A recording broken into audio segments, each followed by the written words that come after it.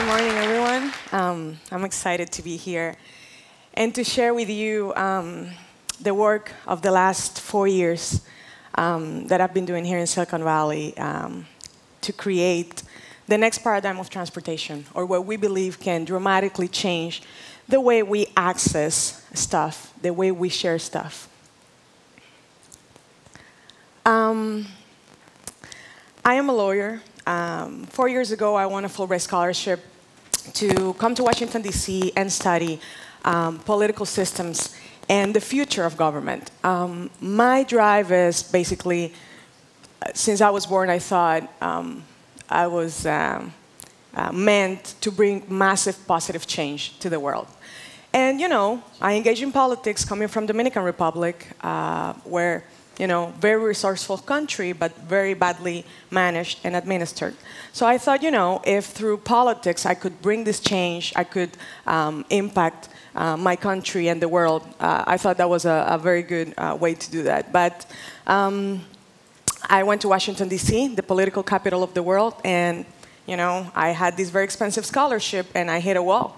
I didn't really understand how I was going to be able to bring this massive positive change that governments are supposed to bring, because it seemed that that system wasn't working. So, you know, imagine, I'm not from the US, you come brand new here, and you hit a wall with this opportunity, and you're thinking, what am I going to do now? Basically, I was about to give up, and then I thought there should be a better way. Maybe I should get out of my political legal box to figure out how to bring this change. And I came to Silicon Valley, where I found the technology box. And I am now in the way of figuring out if technology is a better, faster, most impactful way to bring this massive positive change that I want to do in the world. I have this situation back in Dominican Republic every day. 1 billion people around the world today have no access to all-season roads. They're totally disconnected from the nearest local clinic, from the nearest local market. Last year, I was in Papua New Guinea. This kid really stole my heart.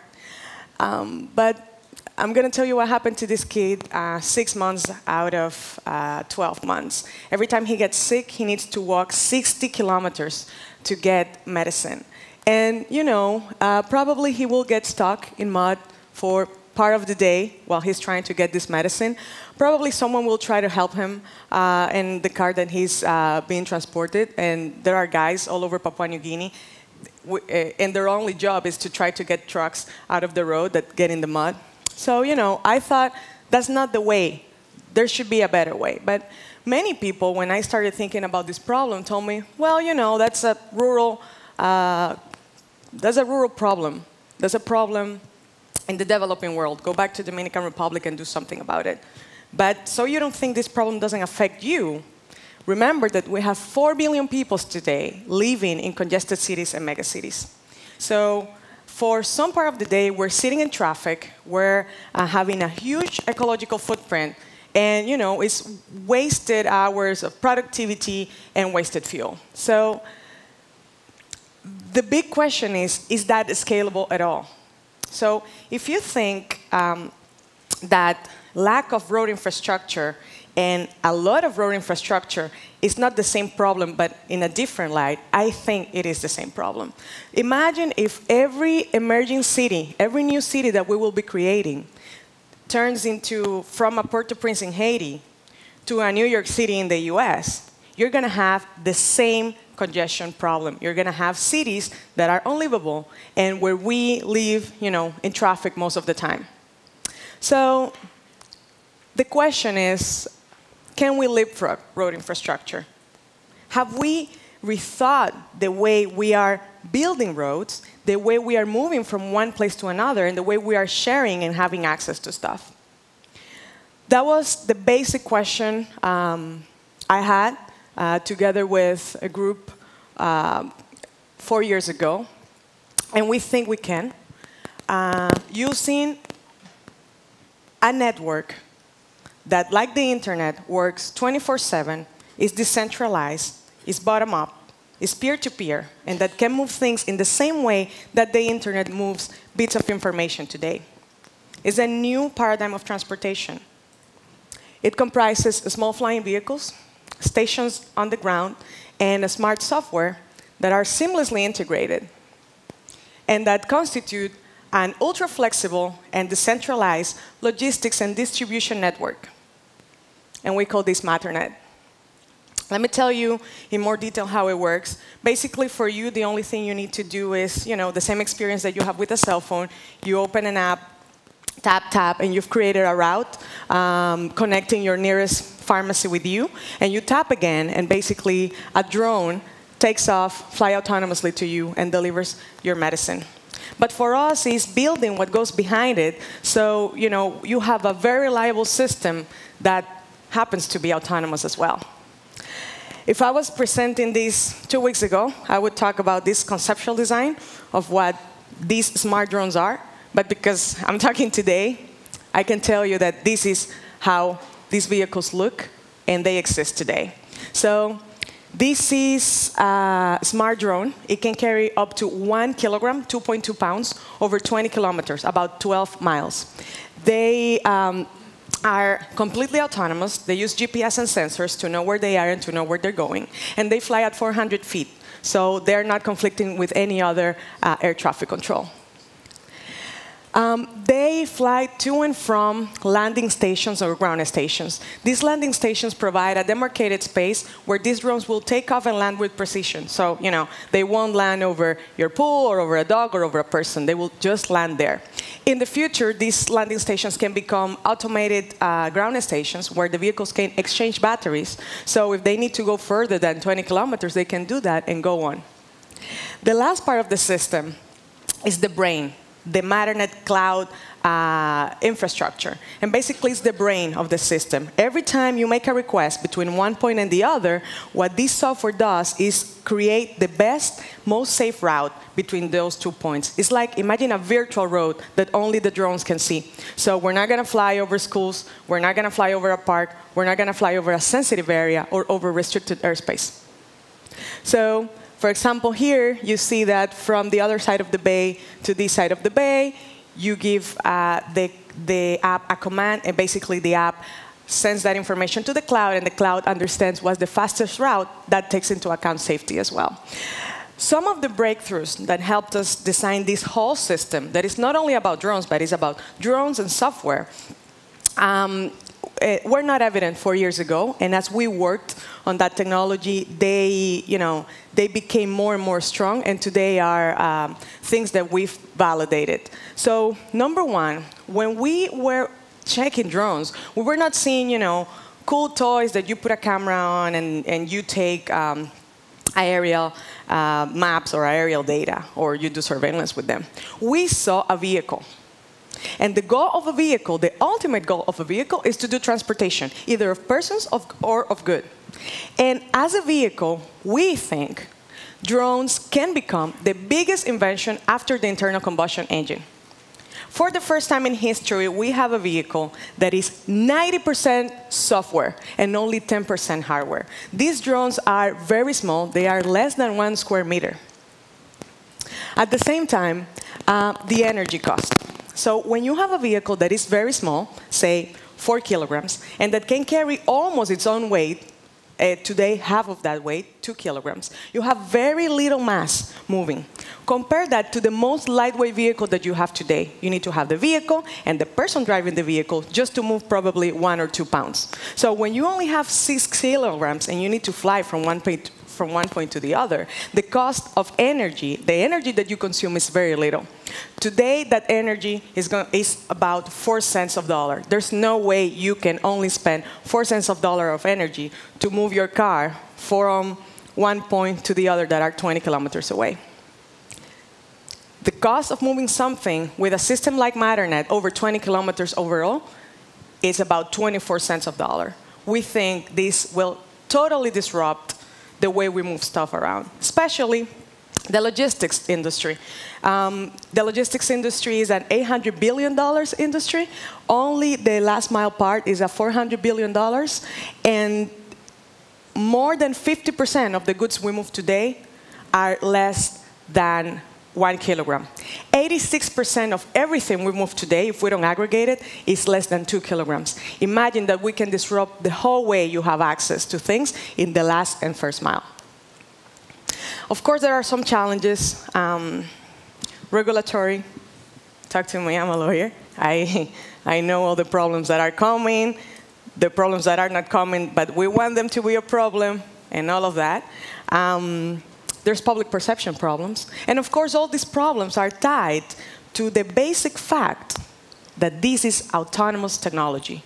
We might decide as a person to trust another person or to not trust another person, but we do not trust robots. And this is a fact.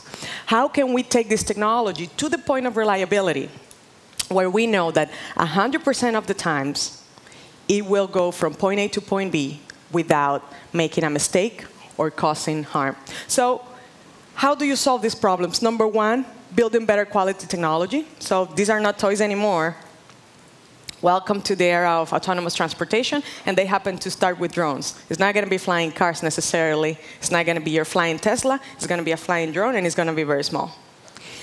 The second part of that is giving civil aviation authorities access to the whole process of building this technology and to see how they will integrate this technology into the current airspace. This is a very important problem today. And in the world, there's no civil aviation authority that knows exactly how they will integrate millions of drones flying in the airspace. They do not know. They are trying to figure it out. Only here in the US, 1 month ago was announced the proposed rule for drones. And if you read all the comments that this rule has provoked, they're very varied and very good questions. How are you going to know that one drone from it's coming and the other one is leaving? How will you operate all these networks of drones? And lastly, public perception. Here in the United States, when we think about drones, we think military pieces of technology that are killing people or bombarding or doing something very far away from us, or you're thinking on your neighbor that has a drone and is checking on you. Those are the two cases we think, right? And the problem, and if I talk about drones in Middle East or some other countries, they're thinking like, don't bring your drones here. This has killed someone from my family or someone I know. And the problem is that when you have technology that have been exposed to very bad use, you cannot erase that. So if you take the technology from the hands of people who's not using it properly, and you put it to good use, you can make it life-giving and not life-taking. For example, this is why I wake up every day and why I go to bed very late at night. Here we were in Bhutan, moving stuff from rural clinics to hospital labs. Bhutan is a very small country, 700,000 people, very mountainous. There's no way to connect rural clinics or anything in the country seamlessly with the other point.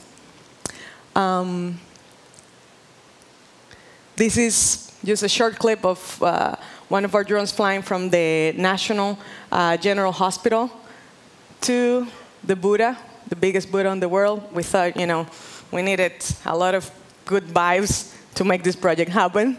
And, this is breathtaking. We were flying around there. It didn't matter that, there was not a road directly there. It didn't matter that nothing really mattered. We could just fly and leapfrog all that road infrastructure that was not built. At the same time, these guys inspire me. Doctors Without Borders, these guys go wherever there is a problem, and there's nothing that the governments can do about it. These guys are in Papua New Guinea right now. There's a big tuberculosis epidemic, and the government said, there's nothing we can do. And they said, OK, we'll bring our people to see how we can help on the diagnostics part and then delivering treatment to patients. But what happens? The Papua New Guinea is 82% rural. So there's no way to enter in the highlands. And these guys called us and said, can you guys come and help us set up drone transportation networks, because we need to deliver, we need to get diagnostics and know if people has tuberculosis and then deliver the treatment back. And we said, OK, we'll try it. And this was one of those days where these guys thought we found a solution.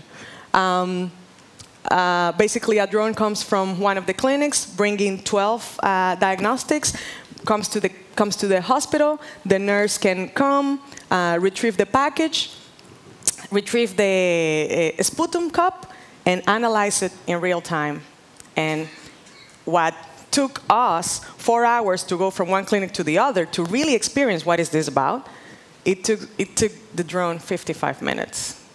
No problem. So, flying over jungle, overcoming that is a reality every day in the life of those people. And imagine, guys, medicine, products, everything gets stuck hours in those roads. And what are we going to do about it? So, working with people so they understand that when they see one of these drones, it's something that is bringing good. It's something that is doing something different from them. It's not going to kill them. It's not going to hit on them. And, just seeing how this technology can really make a difference in the lives of people, of simple, ordinary people. And, being a lawyer and trying to bring change to the world, I thought, wow, I can bring change much faster with technology and connect with people in a more direct way than just writing policy and thinking that policy will take care of it. So, be it diagnostics, being a nice handwritten letter, being an e-commerce good, being an apple, if you're a fan of fruits, let's say apple, I ask, what will we put in these little red boxes?